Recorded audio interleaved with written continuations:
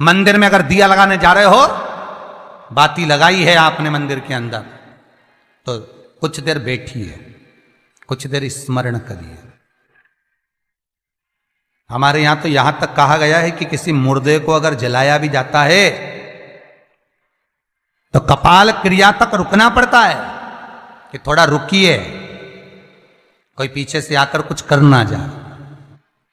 दीप जलाएं, थोड़ी देर रुकिए। और दीप का भी नियम है महाराज, दीप का भी नियम है।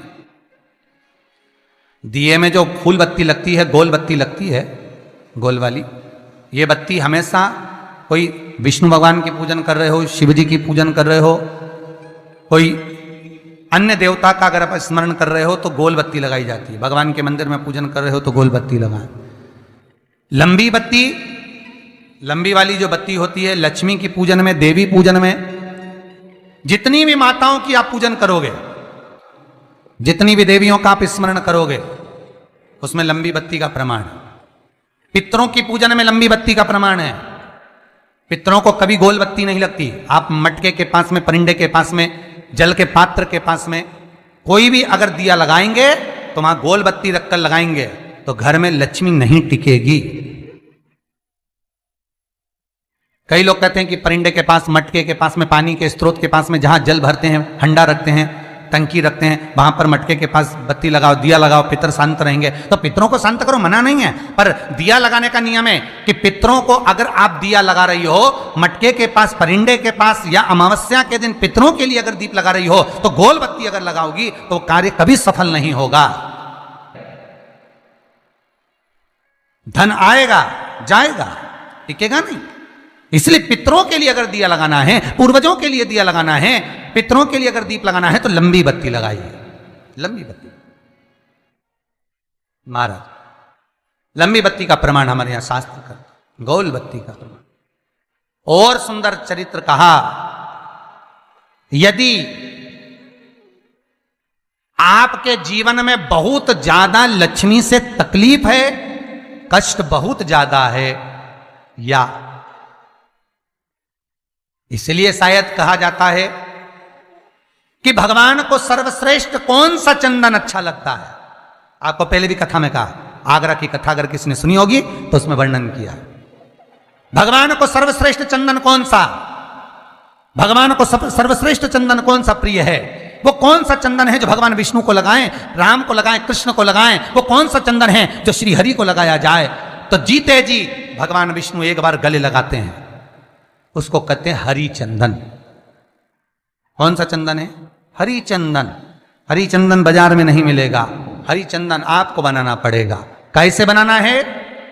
तुलसी जब सूख जाए उसकी जड़ को निकाल लिया जाए, वो जड़ को पानी में धो लिया जाए, धोने के बाद उसको सिलबट्टे पर, पत्थर पर घिसा जाए और घिसकर उसमें थोड़ा सा कुंकू, रोली डालकर तैयार कर कर जो भगवान विष्णु के मस्तक पर, कृष्ण राम के मस्तक पर लगा देते हैं और उसकी एक बिंदी अपने हृदय पे लगा लेते हैं। जीते जी भगवान एक बार उसको गले लगाते ही हैं। हरि चंदन प्रियता। जैसे शिव महापुराण में रुद्र चंदन का भाव है, शिव महापुराण में रुद्र चंदन का प्रमाण दिया जाता है। अगर आपने लिंग पुराण पढ़ी हो तो उसका 5वां स्कंद अवश्य पढ़िएगा महाराज। और शिव महापुराण अगर पढ़ रहे हो तो उसका कुमार खंड पढ़िएगा, जिसमें रुद्र चंदन का प्रमाण है। रुद्र चंदन कैसा, रुद्र चंदन का प्रमाण कैसा? तो महाराज कहा, चंदन घिसकर, पीला चंदन घिसकर उस चंदन को 3 मुखी रुद्राक्ष पर लपेट लिया जाता है। 3 मुखी रुद्राक्ष पर उस चंदन को लपेटा जाता है। लपेटोगे उसके बाद उसको ऐसा गोल करोगे तो एकदम चिकना हो जाएगा, एकदम चिकना, ठीक है, एकदम चिकना हो जाएगा। और उस चंदन को आप शिवरात्रि के दिन, और कोई से भी महीने की शिवरात्रि, किसी भी महीने की हो, सब फलदायी होती है। अगर आप पंचांग में देखेंगे तो शिवरात्रि लिखी हुई आती है, हर महीने शिवरात्रि पड़ती है। किसी भी महीने की शिवरात्रि पर रुद्र चंदन, अर्थात जो चंदन का आपने 3 मुखी रुद्राक्ष में लेपन करा है, उसका गोला बनाया है, वो चंदन अच्छा मोटा मोटा कर लेना, अच्छा बढ़िया, ऐसा नहीं कि थोड़ा बहुत ही लगाओ, पूरा रुद्राक्ष दिखना नहीं चाहिए, पूरा लपेट कर उसको शंकर के शिवलिंग पर ले जाकर रख दीजिए और फिर धीरे धीरे शंकर भगवान का जल अभिषेक करना प्रारंभ कर दीजिए। वो चंदन पूरा धीरे धीरे शंकर के शिवलिंग पर डलना चाहिए। शंकर के मूल मंत्र श्री शिवाय नमस्तुभ्यम का जाप करिए। यह कहलाता है रुद्र चंदन।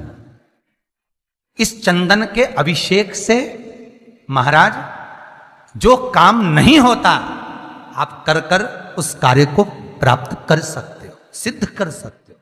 रुद्र चंदन, हरि चंदन, रुद्र चंदन, ये वो चंदन है जो जीवन का सुख प्रदान करने वाले, हरि तत्व देने। मंगल है, राहु है, केतु है, दशा बेकार चल रही है, लक्ष्मी नहीं आ रही, कष्ट बहुत है, फैक्ट्रियां नहीं चल रही, कहीं मत जाओ, मेरे शिव की शरण में जाकर एक बार शिव महापुराण को पूरी सुनो। शास्त्र के हटकर कुछ नहीं बोलेंगे। जो शास्त्र सम्मत है स्कंद पुराण में, विष्णु पुराण में, नर्मदा पुराण में, लिंग पुराण में, शिव महापुराण में, भविष्य पुराण में जितनी जितनी बातें लिखी होती है उसको छाट छाट कर लेकर आते हैं, आपको बता देते हैं कि आप ये कर लो, उससे फायदा मिल जाएगा। कोई ज्योतिषी नहीं, कोई कुछ नहीं, बस केवल भजन करो, शंकर का अनुमोदन करो और विश्वास रखो शंकर पर, तो किसी को 1 रुपया देने की जरूरत नहीं पड़ेगी। भजन करो, विश्वास शंकर पर रखना, जन्म मरण और परण वो देगा, सुख वो देगा, समृद्धि वो देगा। जिसके घर में बहु रिद्धि सिद्धि हो, जिसके घर में अमोद और प्रमोद पोते हो, जिसके घर में शुभ और लाभ दरवाजे पर बेटे बनकर विराजमान होते हो, जिसके घर में स्वयं अखंड सौभाग्य देने वाली पार्वती हो, जिसके घर में लक्ष्मी देने वाली लक्ष्मी बेलपत्र के पेड़ के नीचे झाड़ू लगाती हो, जो स्वयं सरस्वती को स्वर प्रदान करता है वो शंकर है।